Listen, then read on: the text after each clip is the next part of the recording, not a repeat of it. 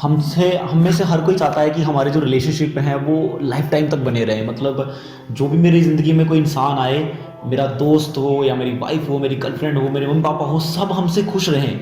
मैं सबको खुश कर पाऊँ, मैं सबको इम्प्रेस कर पाऊँ। अगर कोई नए इंसान मेरे से मिले तो उनको इम्प्रेस कर पाऊँ। तो मतलब हम हमेशा चाहते हैं कि हम लोगों को इम्प्रेस कर पाएँ। तो अगर आप रियली में लोगों को इम्प्रेस करना चाहते हो तो ये 4 चीज़ें हैं जो आपको टॉलरेट करना सीखनी है। अगर रियली में आप चाहते हो कि आप लोगों को इन्फ्लुएंस कर पाओ, रियली से अपनी पर्सनैलिटी से इन्फ्लुएंस कर पाओ, तो आपको ये 4 चीज़ें हमेशा टॉलरेट करनी है। सबसे पहली है आपकी अर्जेस। मतलब जब भी अर्जेस आएँ, अब अर्जेस कैसे किस टाइप की होती हैं, हमारी जितनी भी सेंसरी ऑर्गन्स हैं वो सारी अलग अलग प्रकार की अर्जेस पैदा करती हैं। कुछ देखने की अर्जेस, सुनने की अर्जेस, बोलने की अर्ज, भूख की अर्ज, ठीक है, ज़ुबान की अर्ज, मतलब हम आप बेफालतू कुछ खा लो, या आप कोई आप सुनने की अर्ज क्या होती है, मतलब जब आप अच्छा अच्छा सुनना चाहते हो बट आप बुरा नहीं सुन सकते किसी से, ठीक है। जब आपको भूख लगी है, आपको गुस्सा आ रहा है, आप उसको कंट्रोल नहीं कर पा रहे हो, ये जो अर्जेस आती हैं अगर आप इनको कंट्रोल कर लो, इनको टॉलरेट करना सीख लो, तो आपके लाइफ के जितने भी रिलेशनशिप्स हैं, जितने भी लोगों के साथ आपका जो आप जितने लोगों के साथ आप बंध के रहना चाहते हो, आप हमेशा के लिए रहना चाहते हो, वो लोग हमेशा आपकी लाइफ में रहेंगे। दूसरा है दूसरा है कि ये बात समझनी है कि ये दुनिया डुअलिटी से बनी हुई है। जो चीज़ आपके सुख का कारण बनेगी वही आपके दुख का कारण भी बनेगी। तो आपको इस दुनिया की डुअलिटी को हमेशा एक्सेप्ट करके रहना है कि अगर कोई एक इंसान अगर एक समय आपको बड़ी तारीफ कर रहा था और आपको एकदम सुख दे रहा था, और दूसरे समय अगर आपके वही इंसान आपकी बुराई कर रहा है और आपके दुख का कारण बन रहा है, तब भी आपको उस इंसान को उस समय सहना है, टॉलरेट करना है। और सिचुएशन कई बार ऐसा होता है कि कुछ सिचुएशंस अचानक से बदल जाती हैं, तो उस समय हमें उन सिचुएशन को टॉलरेट करना है। हमें समझना है कि ये दुनिया डुअलिटी से बनी है, बट डुअलिटी हमेशा शिफ्ट करती है। जब अच्छा होता है फिर बुरा होता है, फिर बुरा होता है तो फिर अच्छा होता है। कोई भी चीज़ हमेशा स्टेबल बनी नहीं रह सकती। कुछ लंबे टाइम के लिए कई बार कोई चीज़ें होती है कि लंबे टाइम तक चलती रहती हैं, बट ऐसा नहीं कि वो समय कभी ख़त्म नहीं होगा। समय हमेशा ख़त्म होगा, वो बुरा समय हमेशा ख़त्म होगा और अच्छा समय ज़रूर आएगा। और जब अच्छा समय आएगा तो ऐसा नहीं है कि अब दोनों को एंजॉय करो, अच्छे समय को भी एंजॉय करो, बुरे समय को भी एंजॉय करो।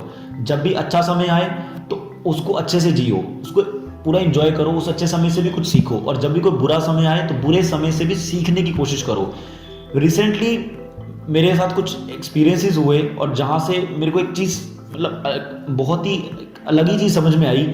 मुझे ये समझ में आई कि जब भी अच्छा टाइम चलता है ना, उस समय हमारी ग्रोथ जो होती है ना वो स्टेबल सी हो जाती है। मतलब एक सीधी लाइन में ग्रोथ चलती है, हॉरिजॉन्टल लाइन में ग्रोथ चलती है। बट जब भी हमारी ज़िंदगी में बुरा टाइम आता है तब हमारी वर्टिकल ग्रोथ होती है, क्योंकि उस समय हम एकदम इमरजेंसी सिचुएशन में होते हैं और हमें उस दुख से बाहर निकलना होता है किसी ना किसी तरीके से। सो दुख भी अपने आप में ही एक अच्छा है हमारे लिए, क्योंकि वो हमें मैक्सिमम बड़ी ग्रोथ देता है हमारी ज़िंदगी में। तो हमें हमेशा दुख को टॉलरेट करना चाहिए और उससे कुछ सीखने की कोशिश करनी चाहिए। डुअलिटी को हमेशा एक्सेप्ट करो।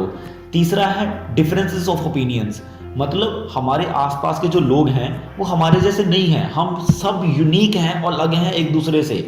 हम किसी भी मामले में एक दूसरे जैसे नहीं हैं। हाँ, कुछ चीज़ें ऐसी हो सकती हैं जिन पे हम दोनों के विचार मिलते हों, बट हर चीज़ ऐसी नहीं हो सकती जिस पे हम दोनों के विचार मिलें। तो ज़रूरी है कि आप एक दूसरे इंसान के ओपिनियंस को भी रिस्पेक्ट देना सीखो। जब आप दूसरे इंसान के आप सामने अपने पार्टनर, आपकी गर्लफ्रेंड हो, वाइफ हो, पेरेंट्स हो, दोस्त हो, जब आप उनके ओपिनियंस को भी रिस्पेक्ट देना शुरू करोगे तो वो भी आपके ओपिनियंस को रिस्पेक्ट देंगे।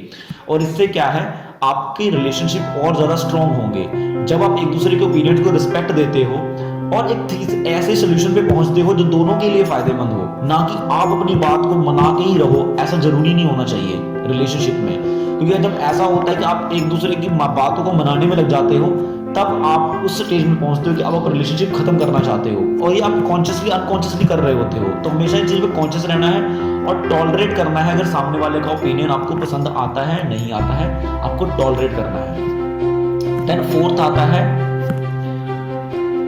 दूसरे की सक्सेस। तो कई बार ऐसा होता है कि मैं और मेरा दोस्त सेम चीज़ के लिए लड़ाई कर रहे हैं, सेम चीज़ के लिए कंपटीशन, सेम कम्पिटिटिव एग्जाम दे रहे हैं, या फिर सेम जॉब के लिए अप्लाई किया है हमने, या फिर हम सेम पोजीशन पे काम करते थे और मेरे साथ वाले बंदे को सक्सेस मिल गई, जहाँ हमारे रिश्तेदार में किसी बंदे को सक्सेस मिल गई और मुझे अभी तक नहीं मिली है। तो हमें इस चीज़ की वजह से हमें एनवियसनेस नहीं अपने अंदर लेके आनी चाहिए। हमें अपने अंदर एनवी नहीं भरनी चाहिए कि यार वो उसको मिल गया, मेरे को नहीं मिला, ये हो गया, वो हो गया। तो मतलब हम कहने को तो कांग्रेट्स बोल देते हैं, बट अंदर ही हम सोच रहे होते हैं कि यार उसको मिल गया मुझे नहीं मिला। तो ये भावना नहीं आनी चाहिए। हमेशा जब किसी को सक्सेस मिले तो आप उसको अप्रिशिएट करो, उसको कांग्रेट्स करो और दिल से करो। बिकॉज ऐसा नहीं कि आपका टाइम नहीं आएगा, आपका टाइम भी आएगा, बट अगर दूसरे की सक्सेस में आप दिल से खुश होगे ना, तो जब आपकी लाइफ में सक्सेस आएगी तो वो भी आपकी लाइफ में दिल से खुश होगा। तो ये वो 4 चीज़ें हैं जो आपको टॉलरेट करनी है। सबसे पहला है आपको अपनी अर्जीज कंट्रोल करनी है। गुस्से की अर्ज हो गई, लस्ट की अर्ज हो गई, और अपने सेंसरी ऑर्गन्स की लस्ट हो गई, मतलब अच्छा सुनना, अच्छा ही सुनना, बुरा नहीं सुनना, ये जो अर्ज है इसको कंट्रोल करना है। ठीक है। दूसरा है इस दुनिया की डुअलिटी को समझना है और डुअलिटी को टॉलरेट करना है। तीसरा है दूसरे इंसान के ओपिनियंस को टॉलरेट करना है।